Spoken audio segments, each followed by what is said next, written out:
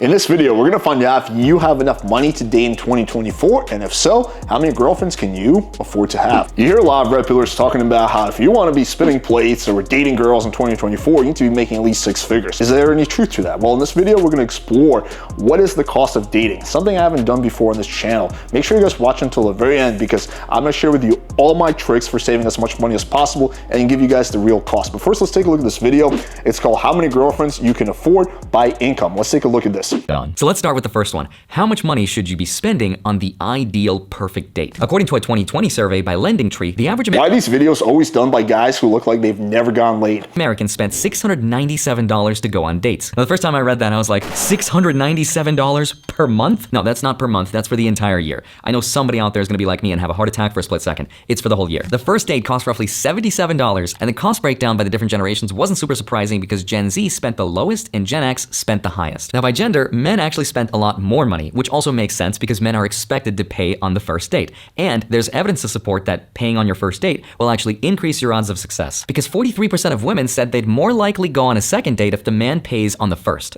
This evidence is dog shit. It's just because it's based on what women say, right? So for example, if you ask girls like, hey, would you prefer if a guy was to be very gentleman-like and, not make a move until the second date? The majority of women would be like, yes, I would prefer that. But does that mean that's how it actually work? No, absolutely not. Now, it doesn't mean that this data is useless. I do think there are some girls out there that do expect you to pay. And if you don't pay, they're going to look at you as like a cheapo and they might hook up with you, but you're probably not going to get a second date, right? And there's some girls that probably won't even go home with you if you don't pay. Although I've had some fun kind of pushing the boundaries on those. So that does exist. It really depends on also where you are. But a first date, can just be you buying the first round of drinks and then she pays for the second round, or you getting the first round and then going home afterwards, right? It really doesn't need to cost you $70. That was 2019 data before inflation. Since 2013, dating costs have gone up 40%. Nowadays, the average American is spending $1,560 a year to go on dates, which works out to a monthly average of $130. But that's, again, the average. According to a market research analysis company, which looks at thousands of people in the dating pool, when asked, men said that their top tier date, in other words, their ideal date, how much it should cost, men said it should be $220.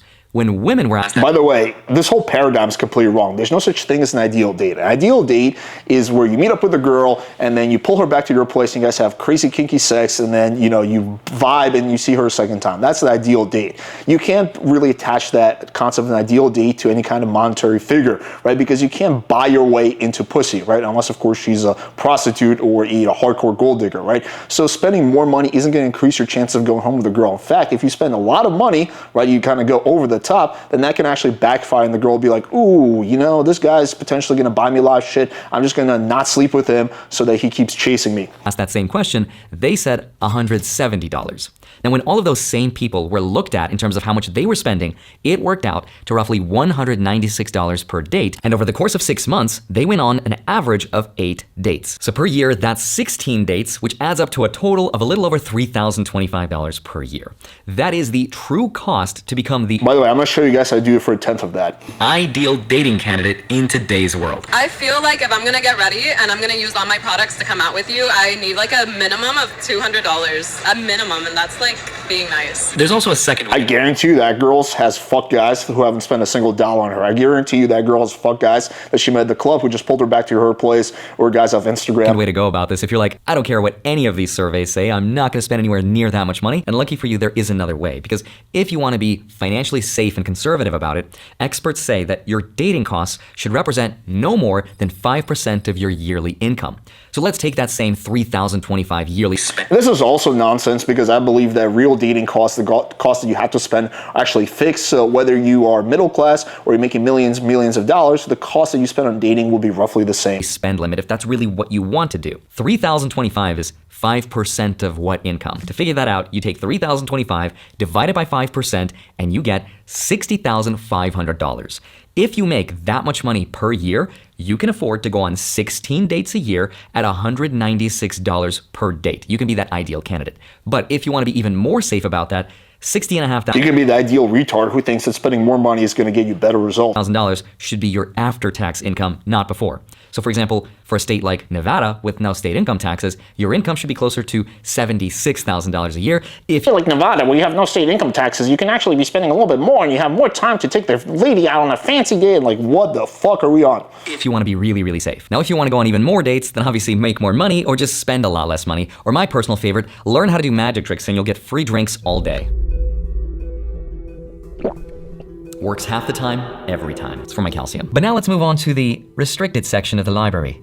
What if you're that alpha male? If I made 400 grand a year, I would be embarrassed with myself. Why is it that when he says alpha male, he just immediately fucking cuts to Grant Cardone, who's just a scammer? This should be like, when I think of a scammer, and then it just goes to Grant Cardone. Self as a husband, a father, basically as a human being. How many girlfriends can you afford? All of them. No, at this point in the video, I'm just gonna assume all the girls have left, and what's left is you, my guy. I present to you the DAI, the Dating Affordability Index. The Dating Affordability Index measures how many people you can reasonably get a load of this shit, guys. Date at the same time by income. And here's the formula. It's income divided by the sum of cash multiplied by N. Sounds complicated, but it's really easy. Now, income is how much money you make per month divided by the sum of C plus A plus S plus H. Now, C stands for culinary, which is the restaurant you'll take your date to. Okay, so C doesn't need to exist because you never want to take a girl to a restaurant on the first or second date. I haven't done it in about a decade. And the reason for that, I mean, there are quite a few things, but the biggest one is that food makes people sleepy. So you take her to a restaurant, she's gonna eat a lot of food, right?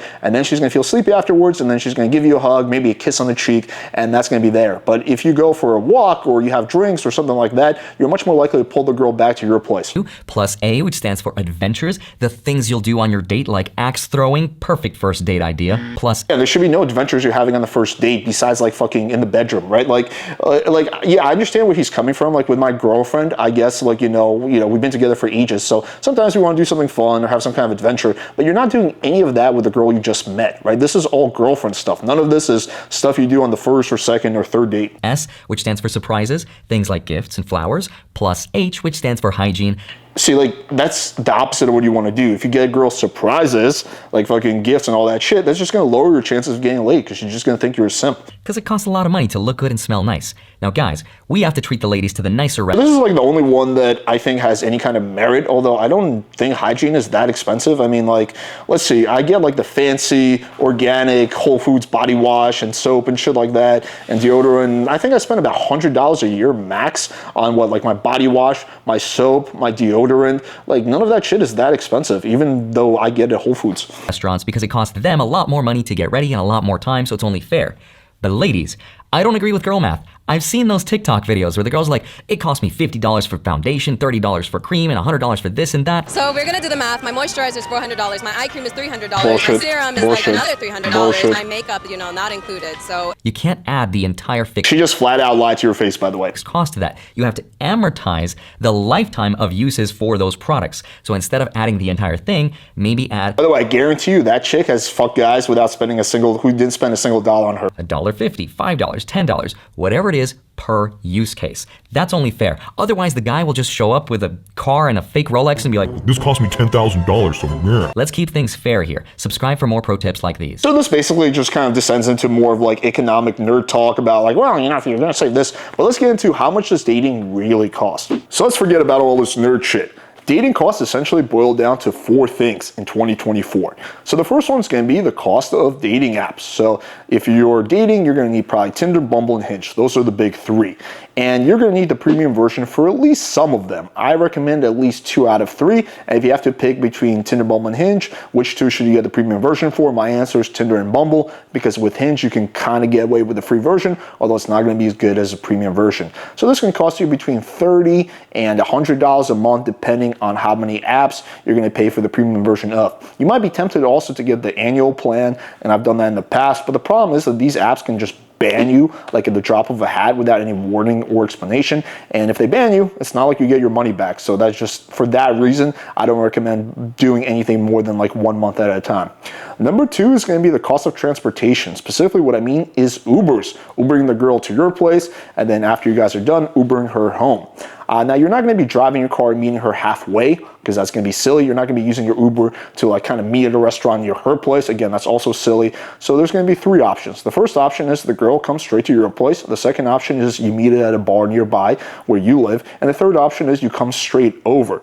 Now, most girls are not actually going to require transportation. It depends on kind of what age range you're in. If you're a Zoomer, obviously that's going to be more common versus if you're like, 40, 50 years old, most girls are going to have transportation. But there's a belief online that like, oh, it's simping to get a girl an Uber, blah, blah, blah. No, this is nonsense. There's nothing wrong with getting a girl an Uber. Totally fine. Like, for example, for a girl, if you have sex with a girl and she's going through a fridge, she's like, oh, I'm a little hungry. Can I have this? No, that's simping. Like, just use some common sense here, guys. Again, none of that is going to be simping.